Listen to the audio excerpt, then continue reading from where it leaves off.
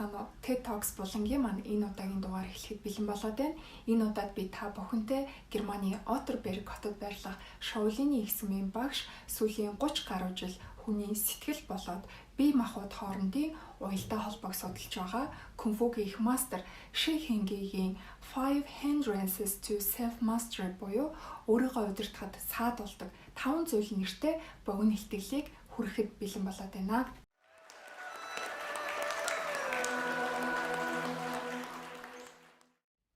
Кунфугийн их мастер маань Герман улсад төрж өссөн. Эцэг эхийнхээ хүсэлтийн дагуу 2 чигтээ сургууль төгсөж мэргэжил эзэмссэн бизнесийн удирдлагын мастрын зэрэг мөн хамгаалсан юм байна. Тэгэхээр ихэнх хүмүүсийн хувь заяа бол яг л эцэг эхийнхээ хүссний дагуу эмч, хуульч, инженер гэх мэтчлэн мэргэжлүүдийг сонгодог.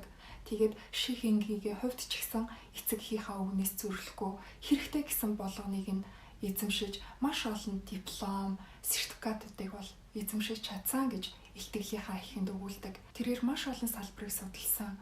Ажлаа яаж төлөвлөх вэ? Атомын бүтэц ямар байдгийг, улс төрийн систем хэрхэн ажилладаг вэ гэд салбар бүрийн мэдлэгийг олж авсан ч гэсэндээ түүний дотор нэг л юм дутуу санагдаад байсан. Энэ бол өөрийгөө танин мэдэх. Тэрээр анх 4 настайдаа Шаолиний хийдэд очиж тасгал хийж үзчихсэн юм байна. Тэгэд энд хийсэн зүйлс түүний хувьд өөрийнхөө дотоод ертөнцөөр аялах, өөрийнхөө таньж нэх шинэхэн аялал байсан гэж энэ илтгэл дээр ярьдаг.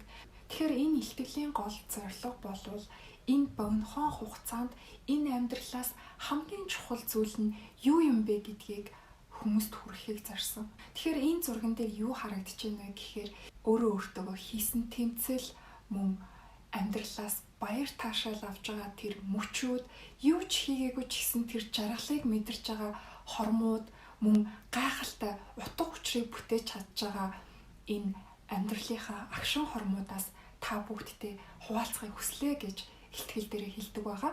Илтгэлийнхаа гол санааг ойлгуулахын тулд Шаолиний сүмийн нэгэн багшин ярьсан үлгэрийг та бүхэнд ярьж өгье гэдэг байгаа. Тэгээд энэ үлгэр дээр юу гардаг вэ гэхээр уулын дэргэд амьдардаг нэгэн ир байжтэй. Тэгээд тэр уул руу өдөр болгон аялагчид уулын орой дээр гарахаар явдаг. Тэгээд нөгөө ир дотроо боддог. Энэ уулаар аялах ер нь яг ямар байдаг болоо? Уулын оргил дээр гарсны дараа яг би юу харах бол гэж өдөр болгон боддог гэж. Тэгээд нэг өдөр ерөөсөө би аялыг гэж шийдээд уул руу алхачлаа. Тэгээд уулын бэлд очоод эхний аялагчтай таарна. Эхний аялагчаас энэ уул руу авирахад ер нь ямар байна вэ? Уулын орой дээр гарахад юу харагдаж байна гэж аялагчаас асуухад өөр тохиолдсон бүхий л зүйлсийг нин үгүй ярьжээ. Нөгөө ир аялагчийн ярианаас сонсоод энэ уул руу авирах маш хүнд хэцүү юм байна гэж бодно. Замд явж байгаад 2 дахь аялагчтай таарчээ. Тэгээд аялагчаас энэ уул руу авирах ямар юм бэ? Дээрэс нь уулын оргил дээр гарсны дараа яг юу мэдрэгдэж байна вэ гэж асуудаг. 2 дахь аялагч мөн л өөр тохиолдсон зүйлсийг түүнд ярьж өгч гих мэтчлэн цааш явсаар 30 аялагчтай таарч 30 янзын түүх сонсчээ. Эцэст нь нөгөө ир энэ уул руу авирах чинь хэцүү юм байна. Ерөөсөө би аяллаа ингээд зогсоё гэж шийджээ. Тэгэхээр энэ үлгэрийг дүгнж хэлэх юм бол хүн болгон өөр өөрийн гэсэн замаар алхаж тэр уулын оргилд хүрнэ. Хоёрдугаарт гэх юм бол уулын оргил дээр гараад тэр мэдрэх зүйлийг бид нар заримыг нь үгээр илэрхийлж чадна. Харин үгээр илэрхийлж чадахгүй ч тийм гайхалтай мэдрэмжүүд биднэрт төрнө. Тэгэхээр түүнтэй таарсан 30 аялагч бол зөвхөн үгээр илэрхийлж болох л тэр мэдээллийг түүнтэй хуваалцсан байгаа. Тэгэхээр уулын оргил дээр гараад мэдрэх тэр зүйлсийг бол цэвэр үнэн гэж нэрлэдэг байгаа. Тэгэхээр цэвэр үнэн гэж юу гэлээд байгаа юм бэ гэхээр илүү тод харах. Хэрвээ илүү тод харж чадах юм бол альва зүйлийн учир шалтгаан, уялдаа холбоо биднэрт яг алган дээр тавьсан юм шиг тов тодорхой харагдаж эхэлдэг. Хэрвээ бид нар цэвэр үннийг харж чадах юм бол хин нэгний ярьснаар альва зүйлийг төсөөлөх шаардлагагүй болно. Дээрээс нь бид нар аль нь зөв зам бэ, аль нь буруу вэ гэдгийг бид нар маш сайн таньдаг болно. Тэгэхээр бид нар энэ цэвэр үннийг харахад яг биднэрт юу саад болоод идэх юм бэ гэдгийг өнөөдрийн энэ илтгэлээр тайлбарлаж өгч байна. Тэгэхээр энэ цэвэр үннийг халахлаад байдаг саад бэрхшээлүүд гэдэг нь бол бидний сэтгэлийн төлөв байдлыг бол тайлбарлаж хэлдэг байгаа. Тэгэхээр хамгийн нэгдүгээр сэтгэлийн төлөв байдал бол хүсэл шунал. Өөрөөр хэлэх юм бол бид нар альва нэг зүйлд хит их ач холбогдол анхаарлыг өгч түүнээсээ сайхан мэдрэмжийг авах гэсэн бидний хүсэл шуналыг тайлбарладаг. Тэгэхээр үүнийг энгийнээр тайлбарлахын тулд уулын дунд өгсөж автал нэг гайхалтай гоё ресторан тааралтна. Тэгээд ресторан дотор ортол тэнд нь үнэхээр гоё хүмүүс цуглчихсан, маш гоё амттай хоол хийцэн, маш гоё хоолны үнэр тэнд үнэртэн. Тэр гоё сайхан хоолнд татагдаад, тэнд байгаа сайхан хүмүүст татагдаад ингээд тэнцэнэ үлдэхийн бол уулын оргил дээр гарч чадахгүй төрнө. Тэгэхээр яг үүнтэй ижилхэн бид нар амьдрал тохиолдож байгаа альва нэг сайхан зүйл бидний энэ хүсэл шуналыг дэврэгж байгаа энэ зүйлд сэтгэл татагдаад эхлэх юм бол бид нар замаасаа харцааж болцшгүй гэж тайлбарладаг. Хоёр дахь саад бэрхшээл бол бидний автж байгаа сөрөг мэдрэмжүүд. Өөрөөр хэлэх юм бол ямарваа нэг зүйлийг үзэн ядах, дургуутсах, тэр нь хүнч байж болно, нөхцөл байдалч байж болно. Уулын оргил руу аялж явж идэл бороо таны дээрээс асгарлаа. Та бороон дургүй. Дээрээс нь зам тэр чихтэй нороод шалбааг болчлоо гэж бодъё. Та шалбаагтай замаар явах дургүй. Магадгүй та явж идэл замд чинь гол тааралдлаа. Та тэрийг голыг сэлээд гатлах байсан бол та сэлэх дургүй. Хичнээн бид нар бороонд дургүй ч гэсэн бид нар шавхаатай замаар гарч чадахгүй ч гэсэн дээрэс нь бид нар усанд сэлэх дургүйч байлаа гэсэн бид нар уулын оргил руу зоржил байгаа бол энэ бүгдийг тулаад л гарах болно. За 3 дугаар саад бэрхшээл бол эрч хүчгүй байдал, урам зоригоо алдах, ноцоорох энэ сэтгэлийн төлөв байдлыг хэлж байна л да. Нэг үгээр хэлэх юм бол сэтгэлийн хямрал. Тэгэхээр бид нарт сэтгэлийн хямрал тохиоллоо ч гэсэн бид нар үүнийг даван туулаад цааш аяллаа үргэлжлүүлэх л хэрэгтэй. За 4 дахь саад бэрхшээл бол бидний сэтгэлийн 50 бус байдал. 50 бус байдал гэж юу хэлээд байгаа юм бэ гэхээр бидний сэтгэл одоо цаг дээр төвлөрч чадахгүй. Нэг бол өнгөрсөн цаг руу яваад, нэг бол ирээдүйн цаг руу яваад. Ингээд тасралтгүй өнгөрсөн ирээдүйн рүү яваад тахаар бид нар яг одоо энэ цагта цэвэр үннийг харах тэр цаг хугацаа бидэнд олддоггүй юм байна. За 5 дахь саад бэрхшээл бол эргэлзээ. Тэгэхээр энэ эргэлзээ гэдэг нь юу хэлээд байгаа юм бэ гэхээр ямар ч шийдвэр гаргаж чадахгүй баг. Ийшээ явах нь зөв юм уу? Тийшээ явах нь зөв юм уу? Инхэн зөв үү? Тэгхэн зөв үү гэд бид нар замаа олж чадахгүй.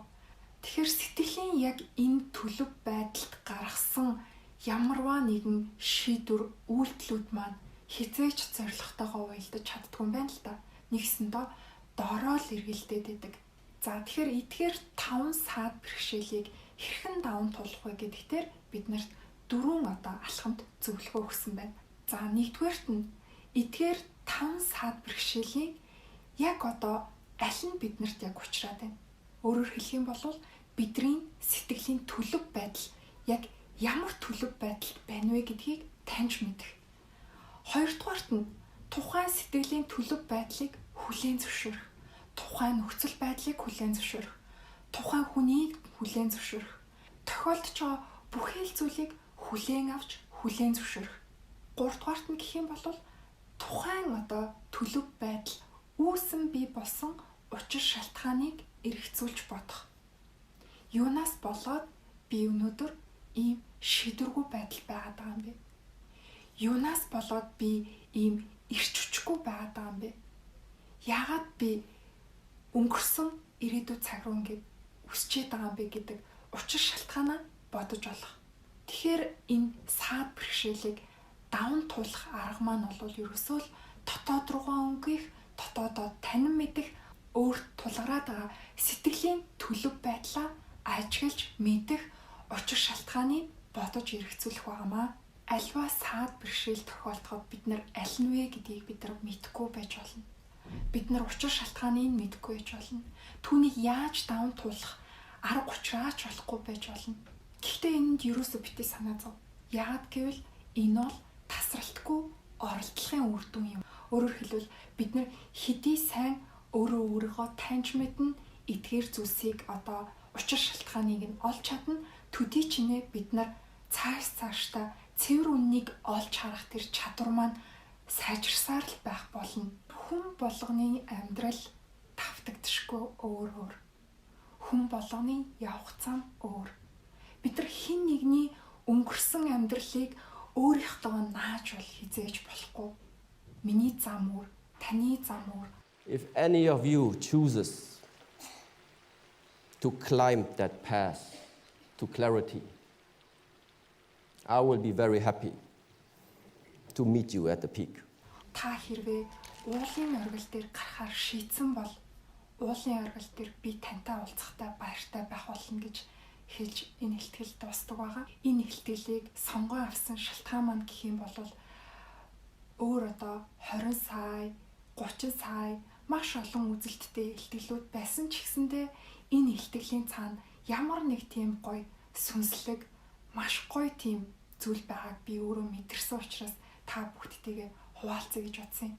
Тэгээд энэ ихтгэлээс одоо надад үлдсэн хамгийн сайхан зүйл юу вэ гэхээр хүн болгоны явах зам өөр. Та өнөөдөр өөрийнхөө замыг өөрөө л зурж байгаа. Миний хувьд жалгаагүй би өөрийнхөө замыг л зурж байгаа. Хүн болгоны зам давтагдшгүй. Дээрээс нь замд ямар ч саад бэрхшээл тохиолдож болно. Эсвэл ямар ч сайхан зүйл тохиолдож болно. Гэхдээ тэр сайхан зүйлч тэр муухай зүйлч тэр таныг хизээч уулын оргил дээр хүрэх одоо замд ч саад болж чадахгүй.